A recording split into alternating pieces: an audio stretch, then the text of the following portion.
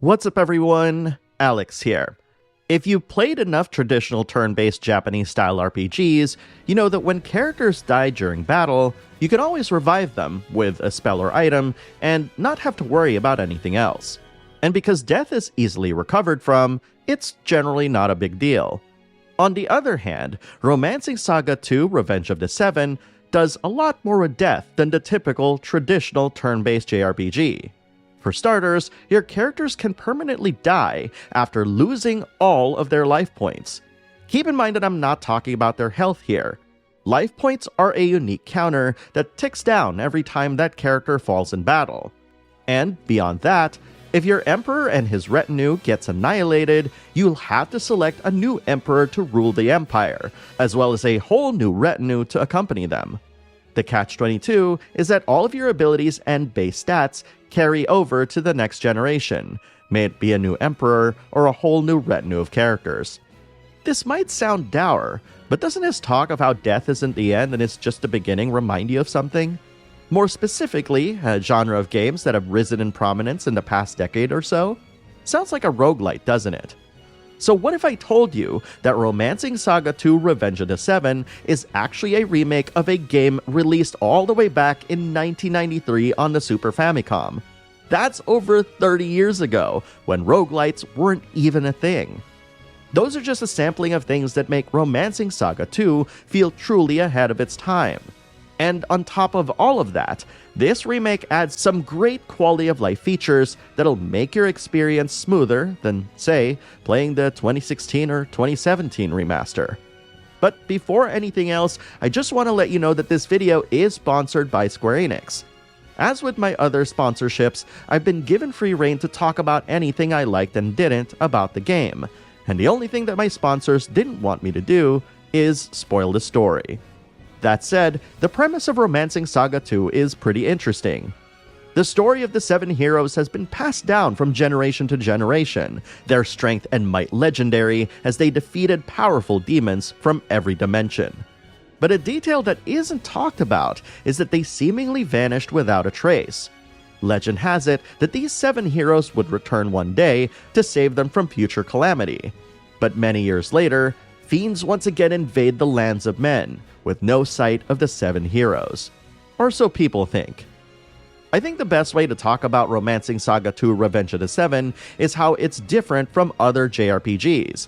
Because if you go into this game thinking that you can play this like every other game you've played before, you might be in for a rude awakening. But I digress. I've already talked about how your characters can have limited lives, and how you can inherit different abilities. But what if I told you that you can play this game's main story however you want? While Romancing SaGa 2 will keep track of every objective that you have, the order you complete them is entirely up to you. What's more is that the choice of how you complete them matters as well. For instance, one objective has you infiltrating an enemy fort, and you'll have to find the best way to try to get in. I can tell you that I found the best one, which took me straight to the fort's boss. Now, some of you might say, well, that's nice, that you can just beeline it to the boss, but wouldn't you want to defeat more enemies to become more powerful? Instead of a traditional system with experience points and levels, Romancing SaGa 2 employs a system similar to Final Fantasy II, in that your HP, BP, and individual weapon types and magic all gain experience and level up the more you use them. Experience gained from weapon types and magic are also accumulated in what is called the Imperial Standing, which helps determine the base stats of new characters that can join your retinue at taverns. The Imperial Standing also tells you how strong your enemies are, which is influenced by story progression and how many times you've won in battle, as well as the amount of money you earn after every victory. But perhaps one of the biggest challenges I had when getting acclimated to Romancing SaGa 2 is its combat.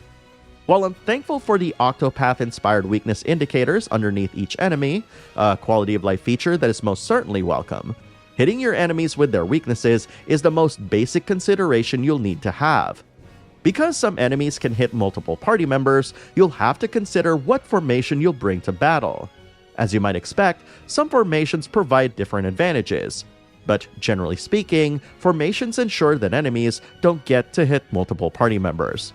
There's also the concept of Glimmer, which is how you'll learn new abilities.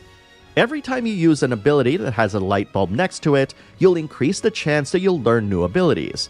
What's great about the remake is that it now shows you how many abilities you'll learn from glimmering a particular ability.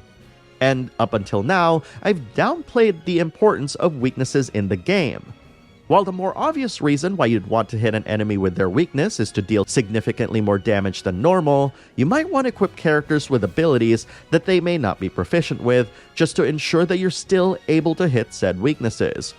That's because every time you inflict critical damage or hit an enemy's weakness, a gauge will build up at the bottom of the screen, which will allow you to use united attacks. United attacks are powerful combo attacks that combine two abilities into one massively damaging combo. These attacks have been extremely helpful in clutch situations, and it's taught me that I need to be clever with how I equip characters' abilities, and to make sure that they're specific characters that are specialized for a specific weapon type or magic. Listen, I can go on and on about the various intricacies of the game, like the inheritance system, its like base building mechanics, and other features. But if there's one thing that I want you to take away from this video, is that playing Romancing SaGa 2 Revenge of the Seven truly is unlike any JRPG you've played before. The game will make you rethink how to play it thanks to its plentiful systems, forcing you to adjust how you'd build your individual characters. And for you newcomers, you'd be happy to know that this version of Romancing SaGa 2 now features a casual and normal difficulty setting that still manages to retain a similar level of challenge to the original, which is now included as a harder difficulty without it feeling too punishing. This new difficulty and the other quality of life features in this remake were thanks to the work by producer Shinichi Tatsuke and the members at Zine. I want to mention them here because their previous work on the Trials of Mana remake is nothing short of exemplary, and the work that they did with translating Romancing SaGa 2 from its classic form to a modern style is proof positive that these creators know what they're doing. The way that they translated the original's gorgeous pixel art into gorgeous 3D characters and environments just overwhelms me. And the way the game is still faithful to the original while still ensuring that new players can enjoy it is nothing short of remarkable. The newly arranged soundtrack is brilliantly orchestrated, and you're also given a choice to use the original soundtrack if you prefer. You can tell that its creators absolutely enjoyed and loved tinkering and tweaking every single piece of this remake to make it a celebration of what made the original so unique and great. And now, many folks like myself can partake in how amazing this game truly is. And sure, the learning curve to try and learn Romancing SaGa 2 Revenge of the Seven isn't the smoothest, mainly because you'll have to unlearn a lot of the conventions that you're used to. But when things click, and they will, believe you me, you'll notice how every single system in the game works with each other to create this unique take on JRPGs that only the Saga series had the courage to pursue. Romancing SaGa 2 Revenge of the Seven is one of those remakes that easily surpasses the original, and I sincerely hope that this isn't the last Saga game that's remade in this way. Be sure to check out the game using my link in the description below, and follow the Gleam link to check out Square's giveaway for the game, and use code 7 for a chance to win some awesome prizes.